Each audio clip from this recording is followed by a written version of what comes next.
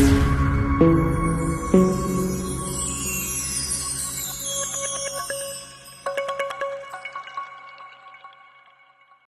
it's Erin Simon from Simon Family Investment Ventures.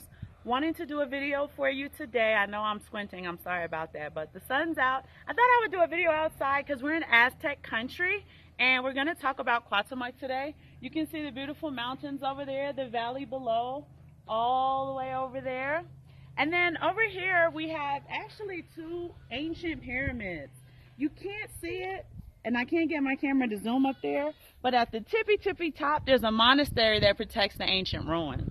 So I think it's pretty neat that we live under pyramids, and I thought it was fitting to do a video on Cuauhtemoc. Cuauhtemoc is an Aztecan warrior. I have this beautiful silver piece, so I thought I would share this with you. It's 5 troy ounces, 0.999 fine silver. Cuauhtemoc was born in 1490. This is the Aztecan calendar, not to be confused with the Mayan calendar. And he was a fierce warrior born into royalty. At the time, he had gotten the throne from Montezuma's brother, and he kind of inherited a headache, and I'll tell you why. The Europeans had already invaded, so people were being slaughtered, women were being taken, male children were being slaughtered, they were keeping the girl children. The Europeans were bringing smallpox and other disgusting diseases to the melanated people of the Aztec country, or the Aztec area, I should say. And Cuauhtemoc led a great campaign against Hernan Cortez. He was able to kind of rally everyone up, form a strategic plan. I tried to symbolize that with my little chessboard, white being the Europeans, black being the Aztecs, Cuauhtemoc's people. So I hope y'all got that little symbology. I love it.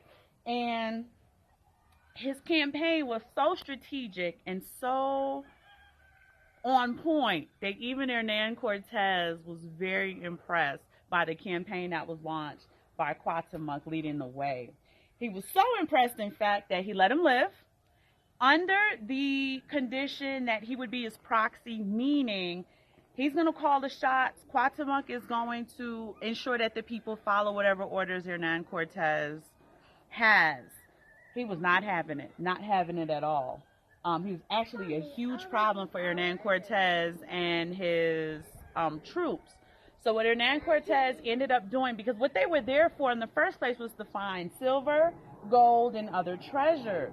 That had already been scavenged, if that's the word I could use, and there really wasn't much left. So when the troops didn't find any, they thought that Cuauhtemoc was keeping that information from them. He decided to torture Cuauhtemoc by burning the soles of his feet, and Cuauhtemoc really didn't give him anything, but the troops did find some silver, did find a little bit of gold, not what they expected. So they decided to take an expedition to Honduras. Now, history calls it an expedition. We understand it's an invasion, so let's use precision of language. They were going to invade Honduras to look for treasures, gold, the women, so on and so forth. And Hernan Cortez was worried, so he took Cuauhtemoc with him because he felt like if he left Cuauhtemoc there, they would stage a new rebellion, and Cuauhtemoc was already a huge problem. Somewhere along the way, it's reported by Hernan Cortez's, and this is in 1521, it was reported by Hernan Cortez's, one of his deputies, I would say, one of his first sergeants, one of his top soldiers, that Hernan Cortez was so paranoid about the symbolic influence Cuauhtemoc had over his people that he just killed them. And he was so conflicted in killing him because of his valor, of his will. He was a great soldier that he lost sleep over it for just a few days, right? European guilt doesn't last long, I guess.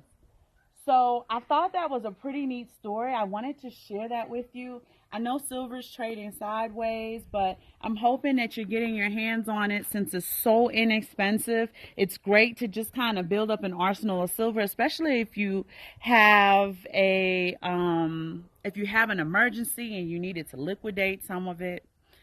We're really heavy into silver. I think it's important for us to have it, especially since Remember, silver is going to be mined into non-existence on or about 2025, between 2025 and 2030.